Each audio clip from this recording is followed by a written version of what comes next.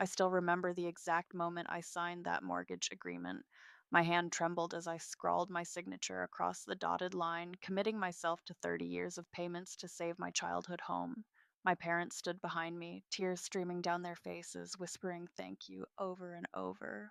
I'm Daisy, and that was 6 years ago. I was 26 then, watching my friends jet off to exotic destinations while I worked two jobs and lived on ramen noodles. But family comes first, right? That's what mom always said, usually right before asking me to sacrifice something else. We'll never forget this, Dad had promised that day, squeezing my shoulder. You'll always have a home here. Funny how always turned out to be exactly 6 years, 2 months, and 15 days. I knew something was wrong the moment I pulled into the driveway after work. Ruby's cherry red convertible sat in my usual spot, and there was a beat up pickup truck I didn't recognize. The front door was propped open, boxes scattered across the porch. Hello? I called out, stepping over a pile of what looked like men's clothes. Ruby's voice floated down from upstairs. Oh my god, Mom, it's perfect. Zeke is gonna love it. My stomach dropped. Ruby's latest boyfriend, fiance number four, if anyone's counting. I'd only met him twice, but both times he'd looked at me like something stuck to the bottom of his shoe. I climbed the stairs, following the sound of giggling and furniture being moved. My bedroom door was wide open, and inside, what's going on? My voice came out smaller than I intended. Mom turned around, holding a designer throw pillow I'd definitely never seen before. The walls of my room, my sanctuary for the past 32 years, were freshly painted a slate gray. My furniture was gone. My books, my photos, everything that made it mine had vanished. Oh, Daisy! Mom's face lit up like she'd just remembered I existed. Isn't it wonderful? Ruby and Zeke are moving in. We're turning this into their master suite. I stood frozen in the doorway. Where's my stuff? Don't worry, honey. We moved everything to the garden shed. It has great light for someone like you. Someone like you. The words hit like a physical blow. The shed? I repeated. Where I keep the lawnmower. Ruby bounced into view, her perfect blonde curls swaying. It's so cozy. We cleaned out all the spiders. Well, most of them. She giggled again, then called out, Zeke, baby, come see what Mom did with the curtains. Heavy footsteps on the stairs, and there he was. Tall, handsome in that generic way that screams trouble, wearing a smirk that made my skin crawl. Nice of you to give up your room, Daisy, he drawled, sliding an arm around Ruby's waist. Real generous. I started, but Mom cut me off. Now, don't be difficult, Daisy. You're hardly ever here anyway, always at that office. Ruby and Zeke need their space to start their life together. Their space? My voice cracked. Mom, I pay the mortgage. This is my. Oh, please, Ruby rolled her eyes. We know you help out a little, but it's still Mom and Dad's house. Help out a little? I'd emptied my savings, destroyed my credit, worked myself to exhaustion for years, and now I was being relegated to a spider infested shed. Dinner's at 6, Mom chirped, already turning away. We're celebrating Ruby and Zeke's engagement, though maybe eat in your room. I mean, the shed. We invited Zeke's parents, and we want to make a good impression. They left me standing there, Ruby's laughter echoing down the hallway. I walked numbly to my old closet, now painted charcoal gray to match the walls, and pulled open the bottom drawer where I kept important documents. The mortgage agreement was right where I'd left it. My hands weren't trembling anymore as I flipped to page 6, where a certain clause was highlighted in yellow, the clause my lawyer friend Palmer had insisted I include, just in case. I'd thought she was being paranoid at the time. Now, reading those carefully worded sentences about occupancy rights and transfer of ownership, I felt something cold and hard settle in my chest. They wanted to treat me like an unwanted tenant? Fine. Time to show them what a real eviction feels like. I pulled out my phone and typed a quick message. Palmer, remember that clause we discussed? I need your help. Her response came immediately. Finally. I've been waiting for this call. Palmer's office always smelled like leather and expensive coffee. She sat across from me, scanning the mortgage agreement with the same intensity she'd shown 6 years ago when she'd first drafted it. You know, she said, looking up over her reading glasses, when I insisted on this clause, I hoped you'd never need it. I shifted in my chair. clutching my coffee cup like a lifeline.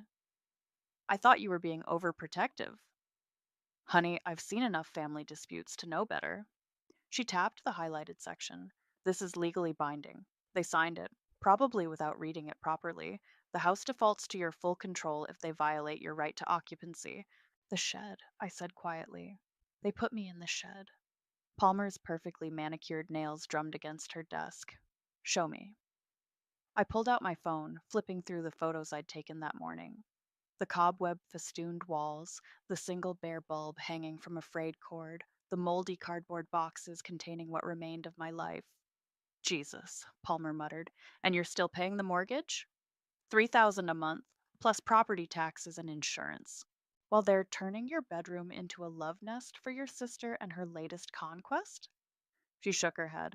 Have you looked into this Zeke character? Not yet. Been too busy trying not to have a breakdown in my new spider roommate's web. Let me make some calls. Palmer reached for her phone. In the meantime, document everything, every interaction, every comment. Take photos, save texts. We need to build a clear pattern of displacement. I nodded, then jumped as my own phone buzzed. A text from Mom. Dinner's in the oven. Don't forget to use the side door. Zeke's parents are here again, and we're using the dining room. The side door? Palmer raised an eyebrow. Yeah, you know, the one by the trash cans. My laugh came out hollow. Wouldn't want the guests to see the help. Daisy. Palmer set down her papers.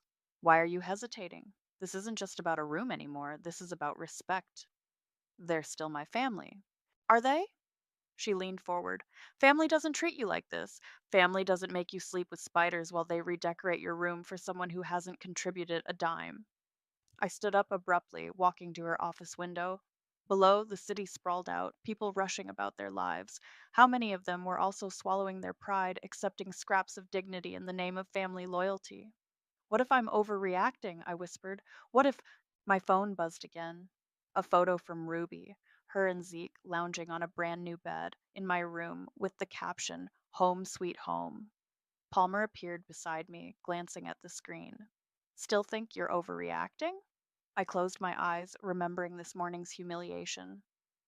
I'd tried to shower in the main house only to find Zeke had accidentally walked in on me.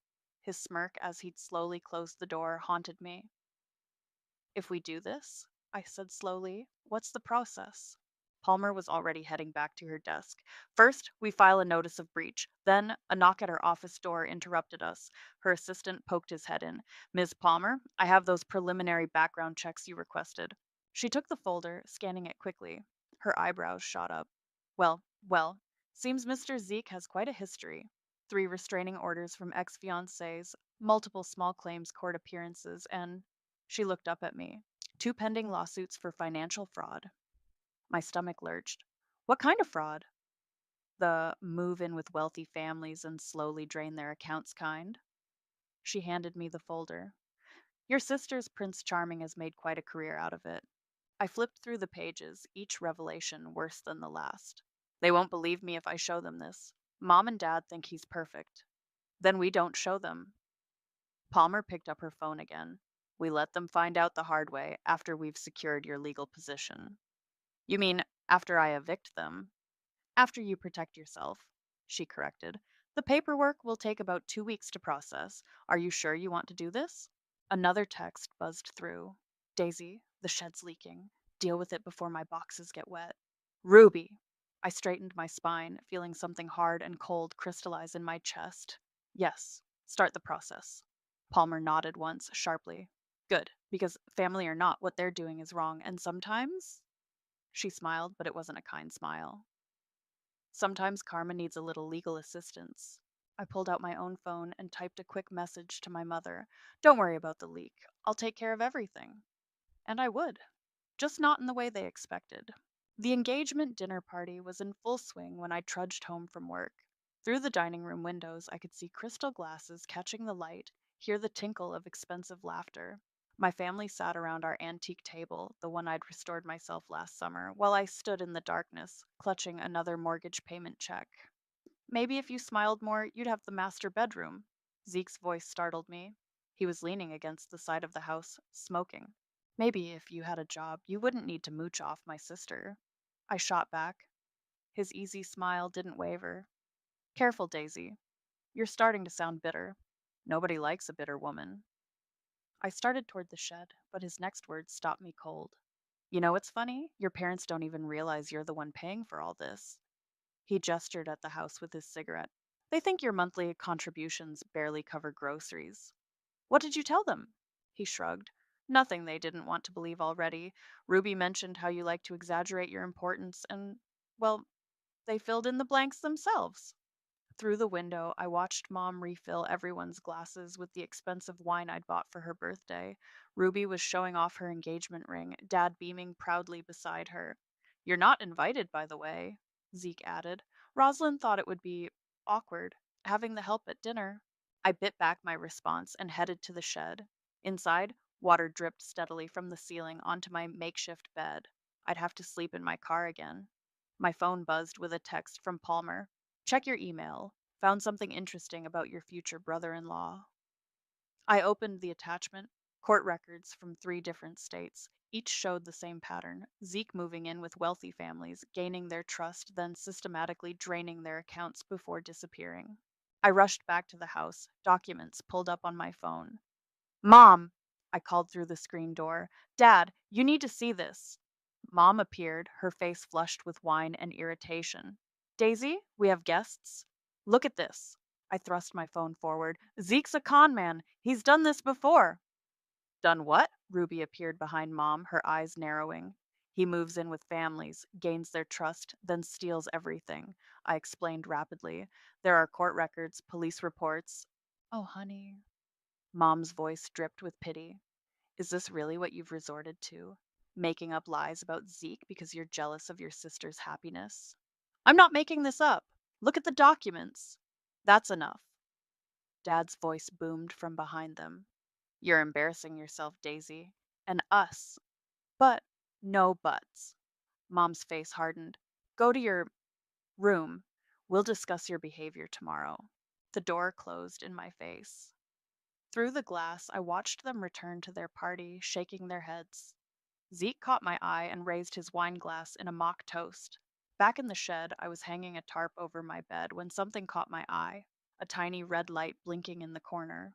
I moved closer, pushing aside a cobweb. A camera, small, wireless, pointed directly at where I slept. My hands shook as I took photos of it with my phone, then carefully removed it from the wall. The brand name and serial number were clearly visible. Palmer? I whispered into my phone. You're going to want to see this. What am I looking at? She asked when I sent the pictures. A camera in my room. Want to guess who installed it? That's. She paused. That's actually perfect. We can add harassment charges to the eviction filing. They're never going to forgive me for this, I said quietly. Forgive you? Palmer's voice rose. Daisy, they kicked you out of the house you pay for, let a known fraudster move in, and now there's a hidden camera in your space. Stop worrying about their forgiveness and start protecting yourself. From the house came the sound of breaking glass, followed by raucous laughter. Ruby's voice carried across the yard. Don't worry about it, Mom. Daisy can clean it up tomorrow. I looked at the camera in my hand, then at the mortgage statement on my phone. 6 years of payments, 6 years of sacrifice, 6 years of being treated like a servant in my own home. Palmer? Yes? How soon can we file those papers? First thing tomorrow morning. I set the camera down and pulled out my laptop. Time to document everything, every text, every photo, every humiliation.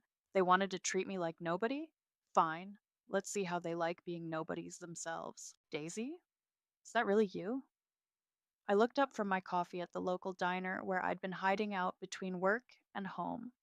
The voice belonged to a face I hadn't seen in 15 years, but would know anywhere.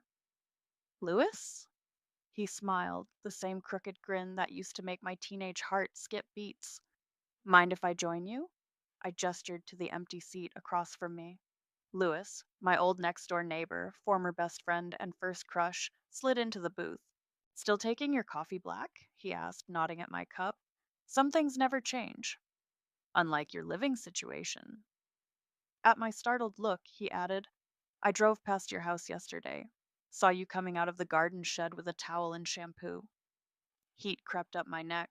You saw that? Want to tell me why you're living like Harry Potter while your sister's fiance parks his truck in your spot? Before I could answer, my phone buzzed. Another text from Ruby. Mom says you need to clean the gutters this weekend. Zeke doesn't do manual labor. Lewis raised an eyebrow as he read the message upside down. Zeke doesn't do manual labor? Does Zeke do any kind of labor? Unless you count spending my parents' money as labor, no. I showed him the background check Palmer had run. His eyes widened as he scrolled. Jesus, Daisy, have you shown this to your parents? They think I'm making it up because I'm jealous. I laughed bitterly. Apparently, I'm the bitter spinster who can't stand to see her baby sister happy. The bitter spinster who pays their mortgage. They don't know that part. According to Zeke, I just help out a little. The waitress came by with more coffee. Louis ordered a slice of pie and pushed it between us when it arrived. Remember how we used to share pie here after school? He asked, handing me a fork. Before you moved away for college and never came back? I came back. He met my eyes. You were already gone, working 3 jobs to save your parents' house. Another text buzzed through. The paperwork is filed. Court date set for preliminary hearing. Palmer. What paperwork? Lewis asked. I took a deep breath and explained everything: the mortgage clause, the eviction proceedings, the hidden camera. With each detail, his expression grew darker. Your dad still working at the factory? He asked when I finished. Lost his job 6 years ago, right before I took over the mortgage. And your mom? Still spending money like it grows on trees. Yesterday, she bought Ruby a $500 food processor. Meanwhile, I'm showering at the gym because Zeke keeps accidentally walking in on me at home. Lewis's fork clattered against his plate. He what? It's fine. I documented it all. Palmer says, it's not fine, Daisy. He reached across the table, covering my hand with his. None of this is fine. The warmth of his touch sent an unexpected shiver through me. When was the last time anyone had touched me with kindness? I saw your dad yesterday, Lewis said quietly, at the pharmacy. He looked old, tired. Guilt twisted in my stomach. Don't. I'm not judging, just observing. He squeezed my hand. You're doing the right thing, you know. Sometimes love means setting boundaries, even when it hurts. My phone buzzed again. Palmer. Eviction notice ready for your signature. Lewis read the message and let out a low whistle. That's going to be nuclear. I know. I pulled my hand back, suddenly cold. Maybe I should wait. Dad's blood pressure isn't great, and Mom's anxiety. Stop! Lewis's voice was firm. You've been managing their emotions your entire life. When do you get to manage your own? Before I could respond, the diner's door chimed. Ruby walked in with Zeke, laughing at something on her phone. They hadn't noticed us yet. Quick! Lewis stood up, offering his hand. Back door. I'll drive you home. I stared at his outstretched hand, remembering all the times he'd helped me escape difficult situations in high school. Some things really don't change. Not home, I said, taking his hand. I can't face the shed tonight. My place has a spare room, with an actual bed and everything. He grinned. No spiders included. As we slipped out the back, I heard Ruby's voice. Oh my God, Zeke, look what Mom bought us now. I thought about the eviction notice waiting for my signature, about Dad looking old at the pharmacy, about Mom's anxiety and Ruby's laughter and Zeke's smirk. You okay? Lewis asked as we reached his car. No, I admitted. But I will be. My phone buzzed one final time. Palmer again. Sign tomorrow? No pressure, but the longer we wait. I typed back a single word. Yes. The pre-wedding brunch was in full swing when I pulled into the driveway. Mom had explicitly told me to stay away.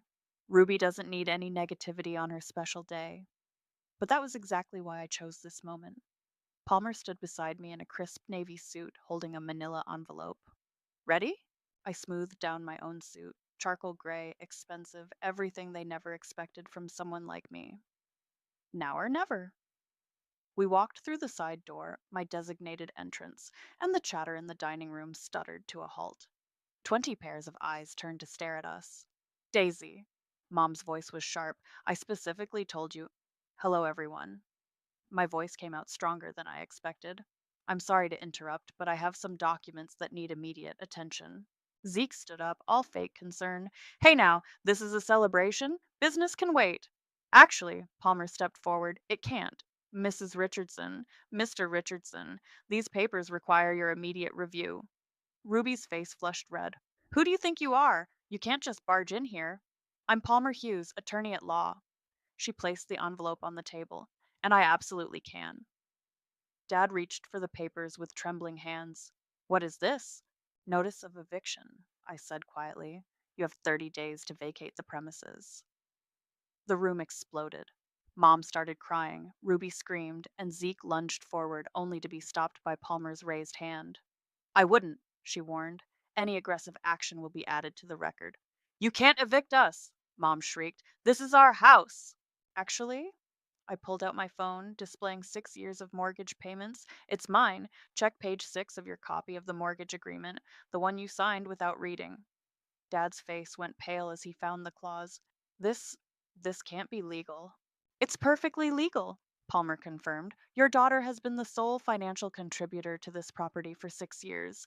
When you violated the occupancy agreement by forcing her into uninhabitable conditions, you triggered this clause. Uninhabitable? Ruby scoffed. It's just the garden shed. I played the video I'd recorded on my phone. The leaking roof, the mold, the exposed wiring. Then, the coup de grace. Footage of Zeke installing the hidden camera. Several guests gasped. Zeke's parents stood up abruptly, gathering their things. That's not what it looks like, Zeke started, but his father cut him off. Save it, we've seen this before. He turned to Ruby. Ask him about the Andersons in Seattle or the Martins in Denver. Ruby's face crumpled. Zeke? What's he talking about? But Zeke was already backing toward the door. This is ridiculous. I don't have to stay here and. Actually, Palmer interrupted, you do. The police would like to speak with you about several outstanding warrants. As if on cue, two officers appeared in the doorway. The look on Zeke's face as they led him away would have been satisfying if I hadn't been watching my mother collapse into tears. How could you do this to us? She sobbed. To your family? Family? I laughed, but there was no humor in it. Was I family when you put me in the shed? When you let him install cameras to spy on me? When you used my mortgage payments to pay off Ruby's credit cards? Dad's head snapped up. What? Mom's sobs quieted suddenly. Ruby looked away. Oh, I said softly. You didn't know about that part, Dad. Maybe you should check the bank statements. See where that money really went. Roslyn? Dad's voice was barely a whisper. What did you do? The guests were leaving now, murmuring awkwardly. Ruby's future in laws paused at the door. We'll be taking back the engagement gifts, Zeke's mother announced. And Ruby, don't try to contact us. In the silence that followed, I placed another envelope on the table. What's that? Ruby asked, her voice small. A chance, I replied. Sign over any claim to the property, agree to pay back what you stole, and I'll let you stay, as tenants, with a proper lease and proper boundaries. And if we don't? Mom challenged, some of her fire returning. Then you have 30 days to find new housing. Your choice. I turned to leave, then stopped. Oh, and Ruby, the shed's all yours now. Watch out for spiders. As Palmer and I walked out, I heard Dad's broken voice. Roslyn, how much of Daisy's money did you take? And Mom's response, only what Ruby needed. And finally, Ruby's wail. This is all your fault. You promised nobody would find out. I got into my car, hands shaking on the wheel. You okay? Palmer asked. I looked back at the house, my house, where my family was imploding. No, I said honestly, but I will be. The truth hurts, but lies destroy. And I was done being destroyed. The next 48 hours were chaos. Mom cycled between hysterical crying and vicious accusations. Dad hadn't said a word since discovering Mom's financial deception. Ruby had locked herself in my old room, her room, and was blasting breakup songs on repeat. I was in Palmer's office when the first offer came through. They want to negotiate, Palmer said, reading the email. Your mother's offering to repay half of Ruby's credit card debt. Half? I laughed. They stole over $40,000. $47,822, Palmer corrected, plus interest. My phone buzzed. Dad, can we talk? Alone? I met him at our old spot. The park bench where he used to take me after Little League games. He looked smaller somehow, hunched against the autumn chill. I didn't know, he said before I could speak. About the credit cards. About any of it. Would it have mattered if you did? He flinched. I deserve that. You deserve worse. The words came out sharp, years of hurt behind them. You stood there while they pushed me into a shed, while Mom treated me like a servant, while Zeke. I know. He put his head in his hands. I know. Do you? Because yesterday you called me a soulless banker for standing up for myself. I was angry, scared. He looked up, eyes red. When did you become stronger than me, Daisy? When you stopped being strong enough for both of us? A jogger passed, giving us curious looks. The local news had picked up the story. Daughter evicts parents in property dispute, and our faces were becoming recognizable. Your mother? Dad hesitated. She's not well, Daisy. This situation, it's making her. Don't. I stood up. Don't you dare make her mental health my responsibility. Not again. She's your mother. And I'm your daughter. My voice cracked. Where was all this concern when I was sleeping in my car because Zeke kept accidentally walking in on me in the shower? He had no answer for that. My phone buzzed again. Ruby, can we talk? No, I typed back. Have your lawyer contact Palmer. Three dots appeared. Then, I'm your sister. You can't just cut me off. I showed Dad the message. Funny how I'm family again now that they need something. She's scared, Dad said quietly. We all are. You should be. Walking back to my car, I found Zeke leaning against it. He'd made bail, apparently. We can make a deal, he said, pushing off the hood. Back away from my car. Look, I know things about your family, things that would make great headlines. His smile was all teeth. But I'm willing to keep quiet. For a price. I pulled out my phone, hitting record. Are you attempting to blackmail me? His smile faltered. I'm offering a mutually beneficial arrangement. Like the arrangements you made in Seattle? Denver? Or should we discuss the restraining orders? You think you're so smart? He stepped closer.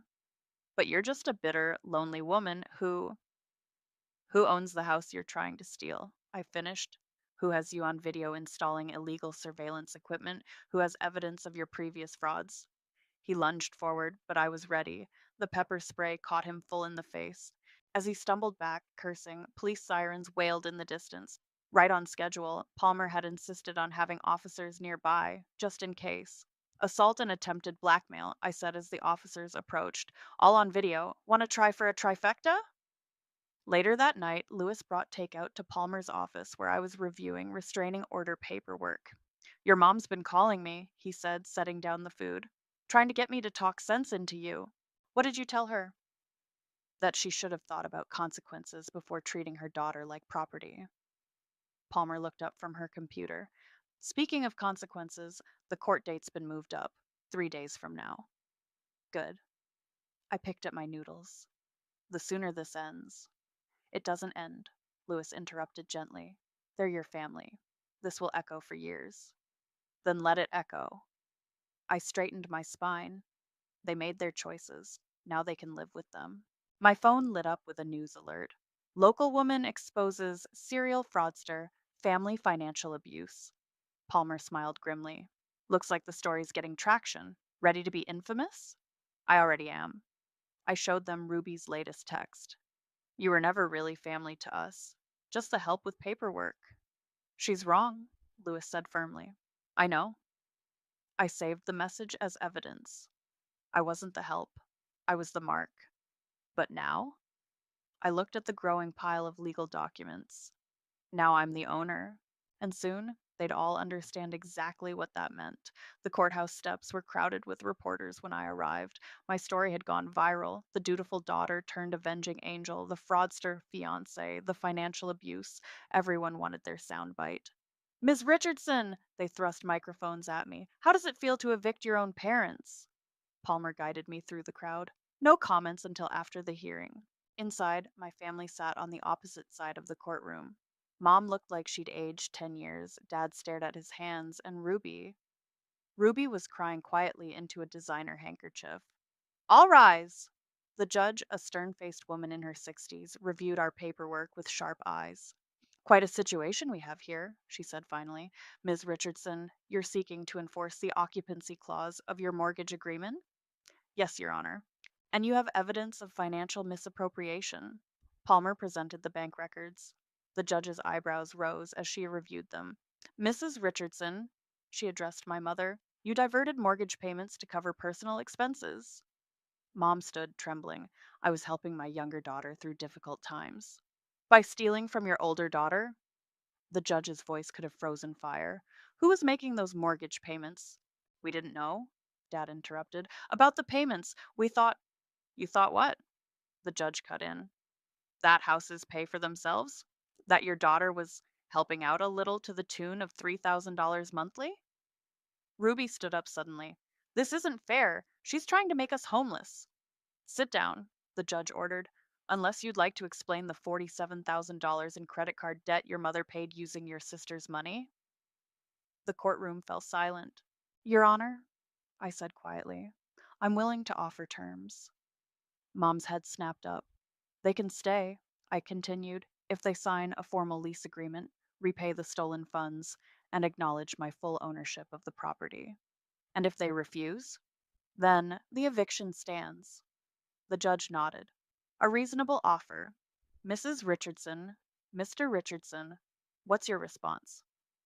Mom stood again, her voice shaking with rage. She's trying to humiliate us, to control us. After everything we've done for her. Done for her? The judge's voice rose. Let's review what you've done. You accepted her financial support while treating her like a servant. You forced her into uninhabitable conditions. You allowed a known fraudster to install surveillance equipment in her living space, and you stole her money to support your younger daughter's spending habits. She turned to me. Ms. Richardson, I've reviewed the mortgage agreement. The occupancy clause is clear and legally binding. Do you wish to proceed with eviction? I looked at my family. Mom's face twisted with hatred. Dad's shoulders slumped in defeat. Ruby's tears had stopped, replaced by a calculating look I knew too well. Yes, Your Honor. Very well. Eviction is granted, effective immediately. The defendants have 24 hours to vacate the premises. Additionally, I'm ordering full financial restitution of all misappropriated funds with interest. The gavel fell with devastating finality. Outside, the reporters were waiting. Palmer had prepared me for this moment. Ms. Richardson, do you have a statement? I faced the cameras, spine straight. This isn't about revenge, it's about accountability. No one should be forced to choose between family loyalty and self respect. No one should have their kindness weaponized against them. What about your sister's claims that you're being cruel? Cruelty is stealing from someone while calling them family. Cruelty is forcing someone to sleep in a shed while their abuser lives in their room. Standing up for yourself isn't cruel, it's necessary. Later that night, I sat alone in my car outside the house. My house. Through the windows, I could see them packing, their shadows moving frantically behind the curtains. Lewis found me there, tears streaming down my face. Hey, he said softly, opening my car door. You did the right thing. Then why does it feel so awful? Because you're a good person who had to make a hard choice. He helped me out of the car. Come on, you shouldn't be alone tonight. A sharp knock on my window made us both jump. Zeke stood there, his face contorted with rage. You think this is over? He snarled through the glass. You think you've won? Lewis stepped between us. Back off, man. It's done. Nothing's done. Zeke's smile was terrible. I found something interesting in that shed, Daisy. Something you wouldn't want anyone to see. My blood ran cold, but before I could respond, police lights flooded the street. Perfect timing, Lewis said, nodding toward the approaching officers.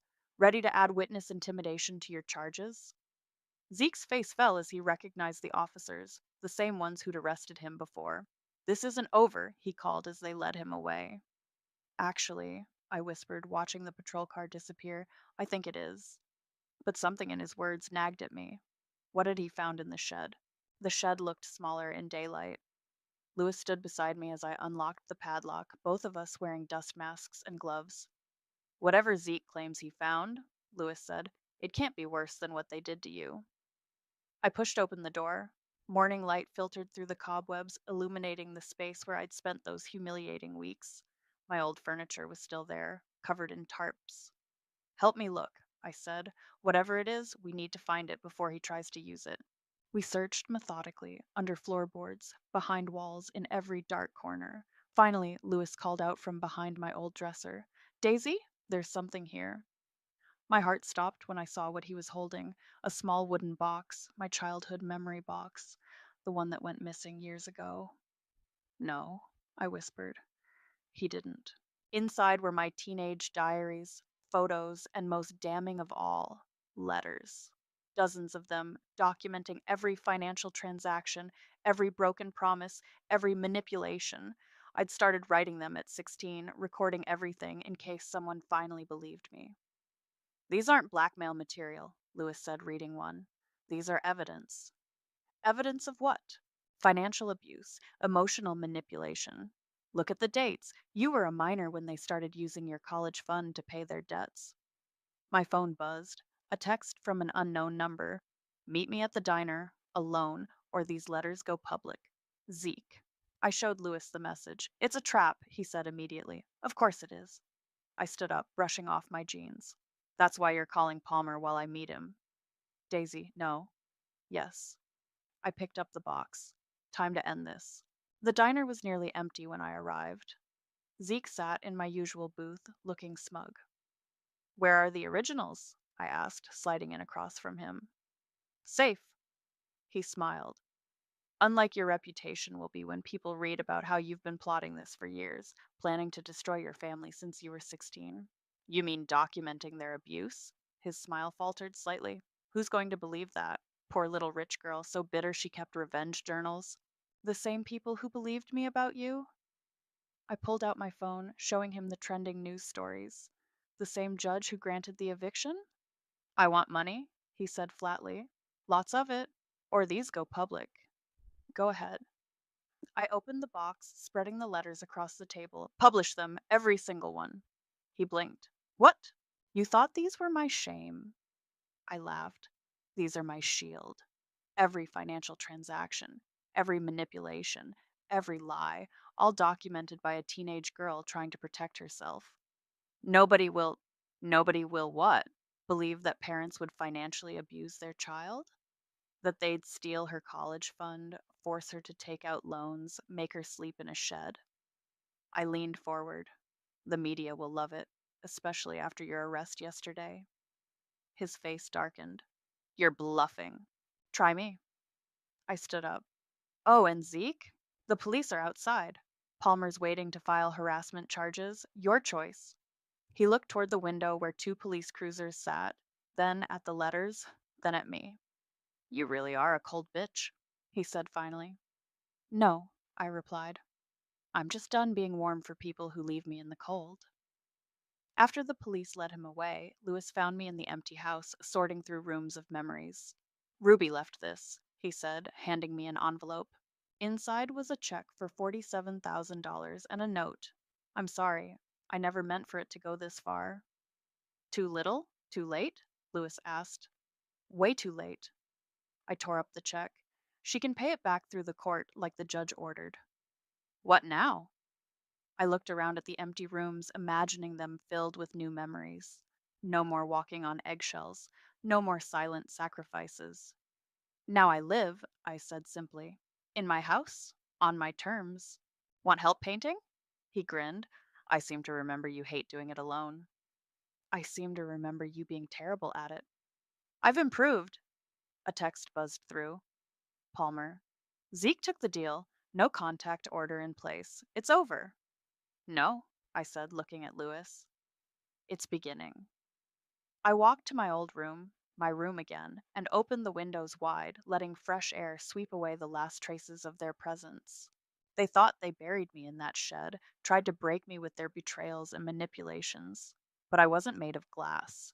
I was made of steel, tempered by years of their fire. And now? Now I was finally free to shine. Hey, Lewis, I called out. Let's start with this room. I'm thinking blue. Because sometimes the best revenge isn't destruction, it's reconstruction, building something beautiful from the ashes of what they tried to destroy. They thought they buried me, but I was soil, not stone, and from soil, new things grow.